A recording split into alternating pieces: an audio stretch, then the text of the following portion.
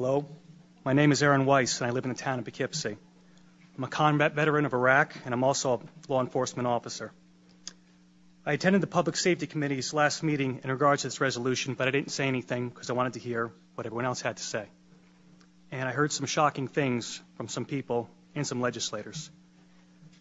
They said that it took a lot of courage to pass this SAFE Act. Apparently, my definition of courage differs from yours. You see, if it was really so courageous a bill and it took so much courage to pass it, then why was it done in the middle of the night when no one could see it or read it? That's not courage. That's a mafia-style sit-down and divvy up what's good for the bosses. Courage is taking the right and true course of action, not the politically expedient one. And anyone who is proud of this law must also be proud of the Patriot Act, the TSA, imprisoning Japanese citizens in World War II, since all these actions were spurred on by emotional fear and rammed through in the name of public safety. Another issue is the insistence of certain people to stand on the graves of dead children and challenge those that disagree to say it to the parents' faces. Well, I, for one, will pick up that gauntlet. First off, why is dead children your battle cry? You didn't say anything about the hundreds of Chicago children being killed, and for some reason you only scream when it happens to wealthy white ones. And yes, I will say to anyone's face, my right is more important than your dead, because I fought for it firsthand.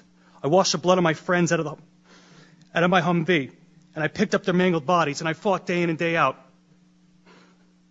I did more things that you people can't imagine. So yeah, my right trumps your dead. I earned it in blood.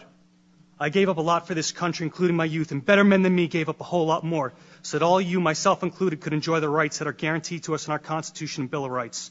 And we didn't go through all that to come back home and watch the surrender of what we fought for happen based on the demented actions of a couple madmen. So in closing, I would like to address specifically the legislators we all know who are going to vote against this resolution. I understand you will vote against this resolution based on some misguided sense of the public good. However, as a law enforcement officer, I'm curious to know about your true resolve. Since voting to take away someone's rights is totally different than being asked to enforce it, I want you to consider this.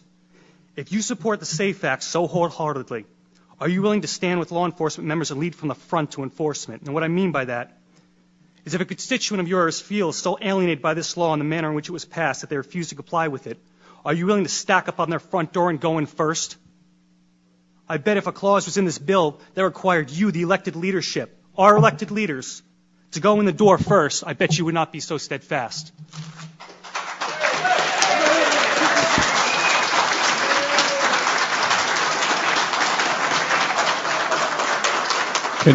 Can we have some quiet in the chambers, please, so we can continue on?